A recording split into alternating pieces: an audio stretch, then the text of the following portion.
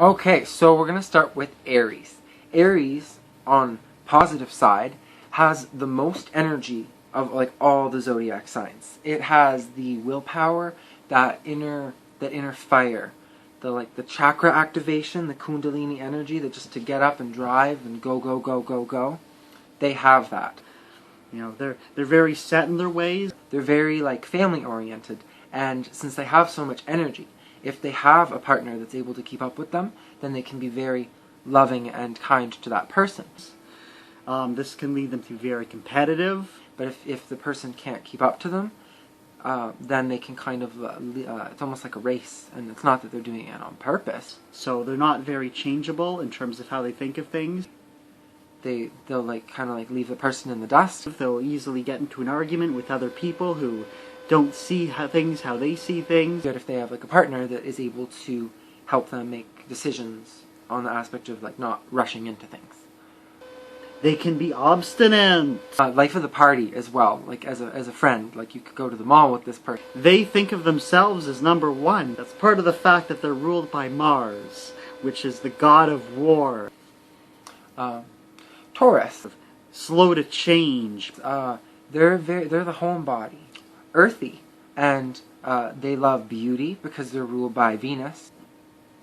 They're rather vain.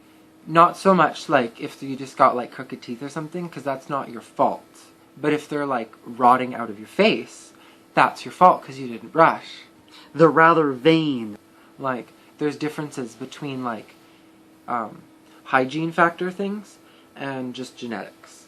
That's a positive thing. Like pleasure and security. And they can also be very materialistic. Or like investments or knowing the value of things. Like the symbol of the bull is like, so they're like, they plow the fields, but like you don't just plow a field running through a field. Like that's hard strong effort that eventually shows reward. But all that shit take time. If they disagree with someone, they can hold a grudge for a long time. Rather clingy. Gemini. They have a bit of an emotional streak to them, so they can become depressed easily if people aren't on the same page as them. Are non-conformists, so the system that's all set up, like they might see some problems in it because they can see things in their multiple personalities. They constantly need to be stimulated. They need to have several ongoing interests, or they'll just get bored. They won't know what to do with life. Like, they can be a little, like, hot and cold. Jekyll, Hyde, Jekyll. They never shut up. They can be very high-strung and impatient. Even though they're, like, all one perspective from one person, it's, like, depending on how they're looking at it. They're like, of all the zodiac signs, they're the childish one. They're the child of the zodiac. Like a billion different personalities going on. And let's hope that most of those ones are good personalities, eh? Like, they can't ever make up their mind. They need to learn to relax. They need to learn to relax as a positive thing.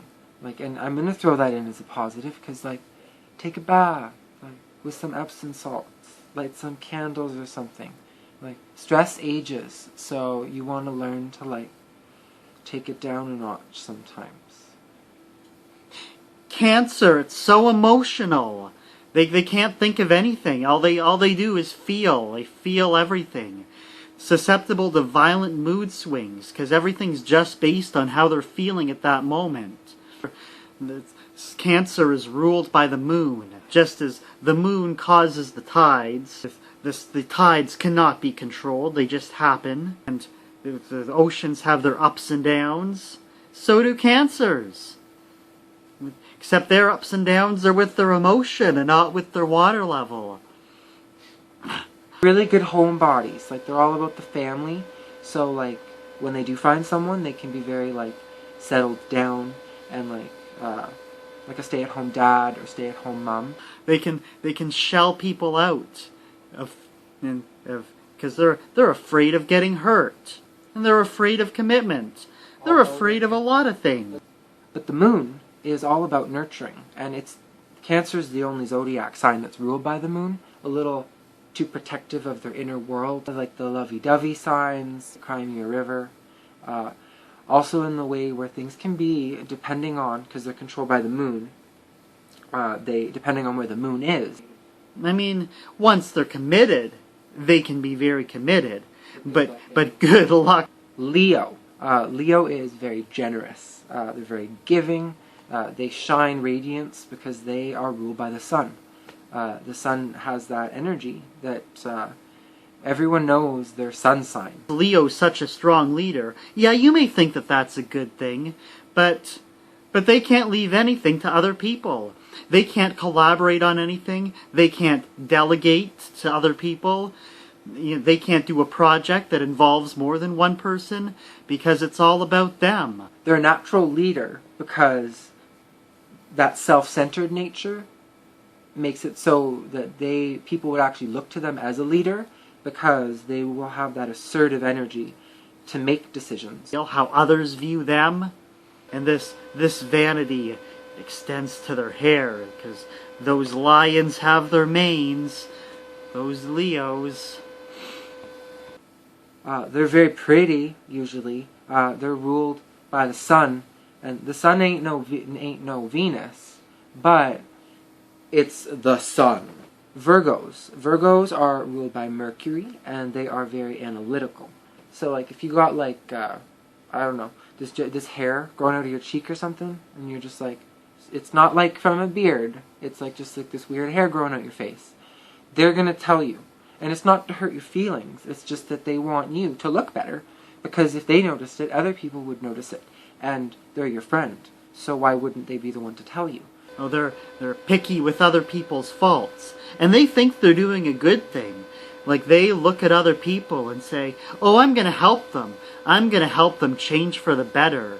If they give you advice and you take that advice and you, like, go back and forth with them and, like, are discussing something, they'll be like your best friend because, like, you're taking their advice. They can't appreciate the differences between different people. Like, and they're gonna be like, no, I'll just not deal with you. Like, there's plenty of efficiency, like, and they can be kind of cold. They're clean freaks. Like, their place would always be clean. It would have that Virgo sparkle.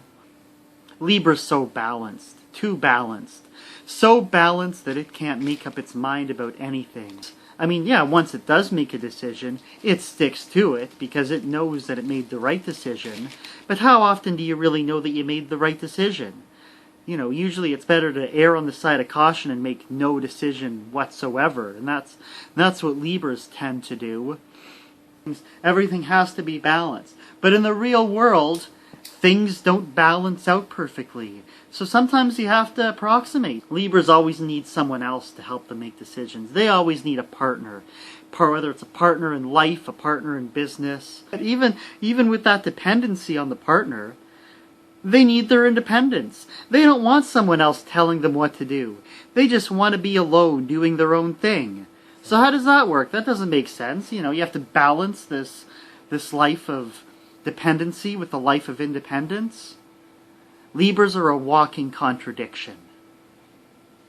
Scorpio. If you thought Cancer was emotional, maybe Scorpio doesn't show it as much, but Scorpio's even more emotional. Kind of like a Cancer, except their shell has a stinger attached to it. They can hurt you. They have the stinger. That harshness is also because they're ruled by Mars. So they have assertiveness and the ability to have, like, leadership qualities and, like, to be dominating. They can be very secretive. They can be manipulative. Which is, you know, good for them. They can get what they want out of life. But not going to be good for the people that they associate with, especially if it's someone that they want to be close to. Sagittarius. They love to travel. They will know a lot about a lot of different things. They love to learn. And they make very good teachers. So if you are a Sagittarius or you know a Sagittarius, they're the centaur. And, like, you could say they're grounded in 4 legs because they are always on the move. So they're not really grounded at all. Can't stick to anything. Can't stick to routine. they love to travel. But I mean, you know, lots of people like to travel. They have to travel because they're everywhere. They tend to overlook practical things. Of all the signs, Sagittarius is the least spiritual. So they have a very positive outlook on life. Carl Sagan is a Sagittarius. He, go figure, he has a YouTube video that rips up astrology. So they love logic. They're the least, though. He's very logical. He's a very logical individual, but oh, and they're the life of the party. I remember that. Like, of all the signs, because they like to travel. If you like to travel too, well, then let's go travel. They're not very spiritual, so like they might want to talk about shoes or their new haircut. But if you start talking about like UFOs or like spirits or something, you might have lost them. Even though in the physical world they notice every little detail, in the more ethereal side of things, there could be something right in front of them, like a ghost. I don't see anything. You might say they're third eye blind. Capricorn. Capricorns are too serious. Even when they're having fun, they're being serious. And they have a practical and careful approach. They're very serious, but to them it's not really a bad thing. It's like, I don't know, life, like responsibilities. They think that they're the best workers. They like to watch themselves work. You might say they're vain in a work ethic kind of way. Aquarius. Aquarius is from the future. So they are going to be very future-minded. They're going to like see cultural things going on Earth, and they're going to be like, why was I incarnated here? Oh, yeah, because I am supposed to help these people. Aquarius is pretty perfect, but I guess if I had to find... That's only because you're an Aquarius. We're emotionally detached, which is good. Unique and unconventional. We see things from a logical perspective, not an emotional perspective. Their symbol of like the water bear is that they're very giving. So they're very kind and compassionate. Even though they are like, when it comes to like deep like connections, that can be almost like scary for them because it's just too much. Like they find it hard to relate to other people. Even though they're compassionate and humanitarian and they give lots, the whole giving water persona, it's not in a feely way, it's more in a guilty, I did something bad so I owe the world something kind of way. On like a social level, they love everybody, because why not? Like, what's the point in holding grudges? Like, they're from the future and they've already worked past that. And Pisces doesn't know what it wants. It's two fish swimming in opposite directions. Where are they going? Where do they want to go? Da-na-na-na-na-na-na. Da-na-na-na-na-na. Da-na-na-na-na-na. X-Files? Yeah, X-Files. Like, they be like reading your mind and shit.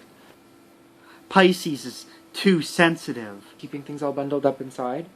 Pisces is like the opposite of that. It kind of just wants to like, it wants to feel that connection, and it wants to like share. They're wishy-washy, so they might not want to all the time. And they need a lot of time to themselves. And literally, like, when I say daydreaming, I don't mean that they're real deep. Like, I mean, like, sometimes they can be, but other times they might just be completely gone. Like, because this world can be a little too harsh. They're rather lazy. Difficult for them to take initiative. Big contrast from its Aries neighbor. Daydreamers. They spend all their time daydreaming. Thank you for watching, and like this video, and subscribe if you haven't, and comment, let me know if you found this accurate, or if you didn't. I understand this. I know what I'm talking about when it comes to this, so that's why I would appreciate your feedback, and if something seems wrong, then tell me why. Like, because then we both learn. Mwah. Laters.